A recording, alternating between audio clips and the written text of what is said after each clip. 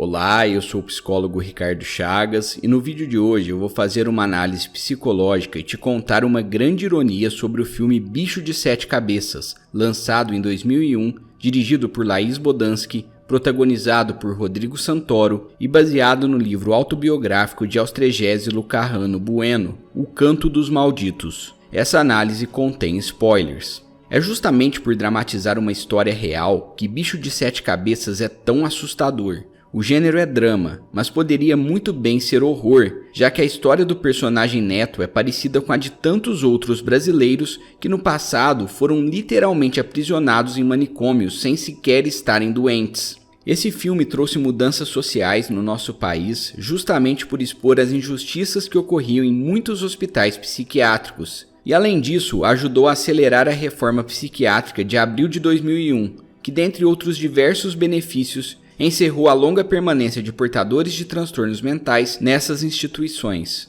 É importante deixar claro que essa análise não tem a intenção de demonizar nenhuma instituição psiquiátrica específica. Felizmente, muitas delas atualmente oferecem tratamento humanizado aos seus pacientes. Além disso, enalteço com mérito os Centros de Atenção Psicossocial, os CAPs, que realizam um trabalho excepcional com seus pacientes. O primeiro ponto que eu vou abordar nessa análise é a comunicação familiar. O protagonista Neto é internado em um hospital psiquiátrico contra a sua vontade, simplesmente por seu pai ter encontrado um cigarro de maconha no bolso do seu moletom. É possível notar traços narcisistas no Sr. Wilson Souza, que está mais preocupado com a imagem da família perante a sociedade do que com a saúde e o bem-estar do próprio filho. Para ele, ter um filho usuário de drogas é uma grande vergonha, e para que outras pessoas não descubram, ele se livra do problema sem considerar as terríveis consequências da sua escolha.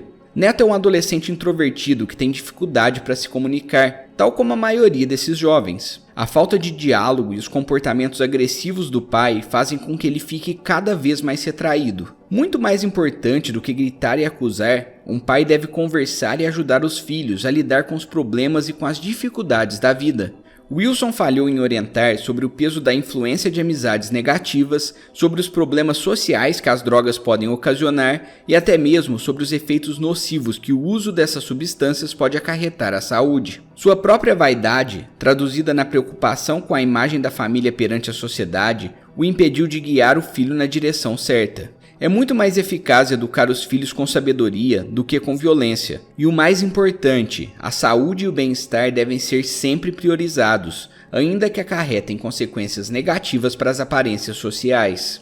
Em uma das visitas à instituição, Wilson diz: "Eu não quero o meu filho sendo manchete de jornal." Logo depois, Neto implora por ajuda e diz que está sendo drogado ali. Seu pai então o corrige: "Tupindo de droga." Droga não!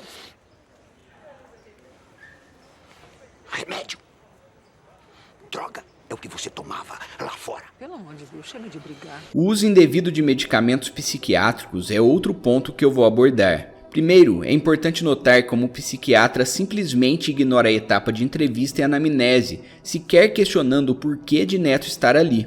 Ele deveria ter feito uma entrevista inquirindo detalhadamente os sintomas do paciente. Na contramão do procedimento correto, ele só medica o protagonista com haloperidol para que ele fique sempre dopado, exatamente como todos os outros pacientes da instituição. Fica evidente que o objetivo do diretor era ter um hospital superlotado, o que faria com que recebesse ainda mais verba do Estado.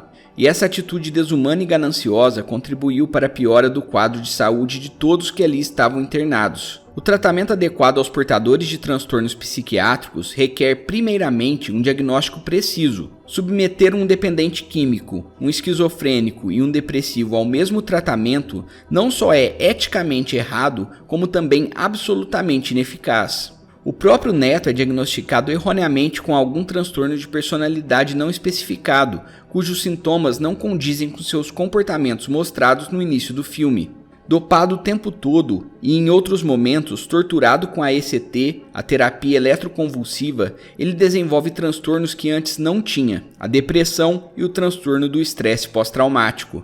É importante deixar claro que a terapia eletroconvulsiva tem uma taxa considerável de sucesso em pacientes refratários, ou seja, naqueles que tiveram resultados pouco satisfatórios com a medicação psiquiátrica tradicional. Porém, a terapia eletroconvulsiva é usada no filme como forma de punição e abuso de poder do médico responsável.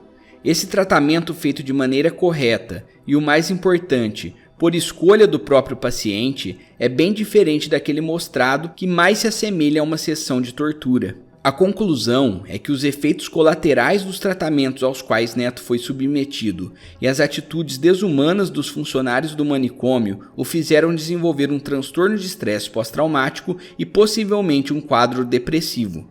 Agora eu vou revelar a grande ironia de Bicho de Sete Cabeças e que na época do seu lançamento passou despercebida. Mas antes eu vou pedir para você se inscrever no canal e dar um like no vídeo, porque isso me ajuda muito a continuar produzindo conteúdo. Enfim, a grande ironia do filme é que o protagonista foi internado por causa de maconha e hoje, em 2021, a cannabis é usada como medicamento para tratar transtornos psiquiátricos, dentre eles ansiedade e depressão. Mas será que a cannabis é efetiva para todos os pacientes? E a resposta é não, assim como acontece com todos os remédios psiquiátricos que existem no mercado. Cada paciente reage de maneira única a determinadas medicações. Pense nos diversos medicamentos disponíveis como uma extensa caixa de ferramenta. O psiquiatra vai inicialmente receitar um remédio com taxas maiores de sucesso. Em caso de fracasso, ele passa para outro e assim por diante. A cannabis medicinal, assim como qualquer outro remédio que pretende tratar o sofrimento da mente, pode ser a salvação de uns e a maldição de outros. Em pacientes esquizofrênicos, por exemplo, ele pode desencadear crises psicóticas com sintomas de alucinação e delírio. A realidade é que a psiquiatria ainda é bastante nebulosa e experimental. Um psiquiatra bom é aquele que vai entrevistar o paciente na tentativa de compreender toda a complexidade subjetiva de sua mente. Aqueles que em consultas breves dão diagnósticos aparentemente certeiros e absolutamente genéricos são médicos muito mais parecidos com o Dr. Sintra, do Bicho de Sete Cabeças, do que com profissionais sérios de saúde mental. Seria simplista da minha parte dizer que a cannabis é a resposta para todos os problemas psíquicos, ou mesmo dizer que qualquer outro tipo de tratamento é o mais adequado. Honestamente, ninguém sabe. Mas essa dica é certeira. Procure sempre profissionais que vão levar o seu diagnóstico a sério. Procure psicoterapeutas competentes para tratar a depressão da alma e psiquiatras sérios para tratar a depressão fisiológica. O caminho é árduo e nebuloso, como eu mesmo já falei no vídeo sobre o filme O Nevoeiro que vou deixar aqui no card.